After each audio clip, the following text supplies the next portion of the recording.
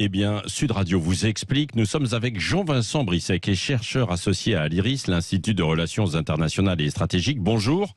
Bonjour. Vous avez écrit le manuel de l'outil militaire, comprendre le fonctionnement des armées. On va s'y intéresser parce que le ministre des Armées, Sébastien Lecornu, a annoncé vouloir augmenter le nombre de réservistes et mieux utiliser les 40 000 existants déjà. À quoi servent les réservistes aujourd'hui d'ailleurs ? Alors, les réservistes servent à compléter le format des armées dans des métiers qui sont extrêmement variés, qui vont du métier du combattant direct au métier de soutien des armées, qui sont de plus en plus importants dans les armées modernes. Oui, mais recruter 40 000 autres réservistes, c'est possible, c'est envisageable selon vous ou pas ? Alors, c'est relativement envisageable. Il y a beaucoup de volontaires pour être réservistes.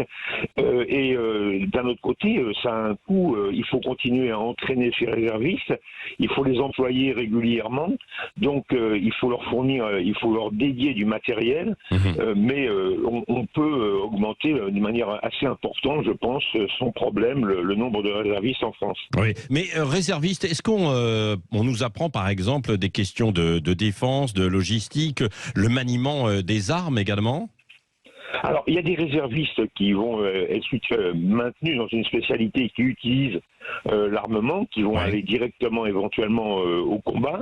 Et puis, il y a toute la chaîne logistique qui n'a pas besoin du maniement des armes avec la même performance que les autres.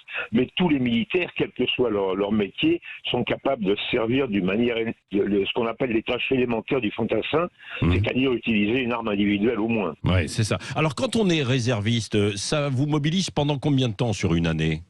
Alors, là aussi, ça va être extrêmement variable. Il y a des réservistes qui font quelques jours par an, et il y a des réservistes qui peuvent faire, il y a des cas exceptionnels où les réservistes arrivent à faire une centaine de jours par an, par exemple, en fonction de leur spécialité, en fonction du besoin des armées.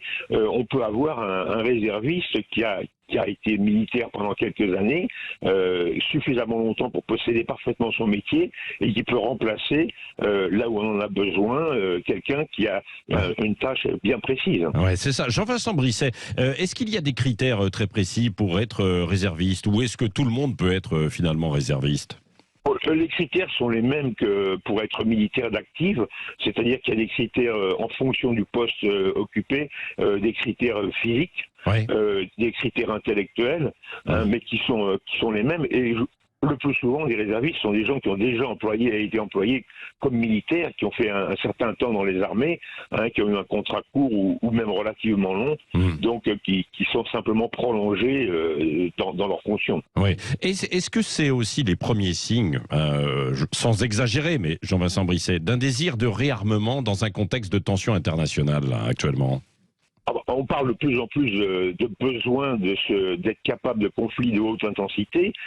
Pendant très longtemps, surtout après la fin de la guerre froide, les militaires français ont été employés dans des conflits dits de basse intensité, des conflits asymétriques, où la France était un pays puissant, avec une armée de métier très entraînée, mais une armée relativement restreinte. Si on envisage des conflits de haute intensité, à ce moment-là, on a besoin de plus de monde, parce qu'on a besoin de passer sur du très lourd, éventuellement, avec tout le monde, toute l'armée directement concernée par le combat. Oui, par le combat. Merci beaucoup, Jean-Vincent Brisset, d'avoir réagi à cette annonce du ministre des Armées qui voudrait augmenter le nombre de réservistes, 40 000 aujourd'hui. Je rappelle que vous êtes auteur de manuel de l'outil militaire, comprendre le fonctionnement des armées, publié aux éditions Armand Collin.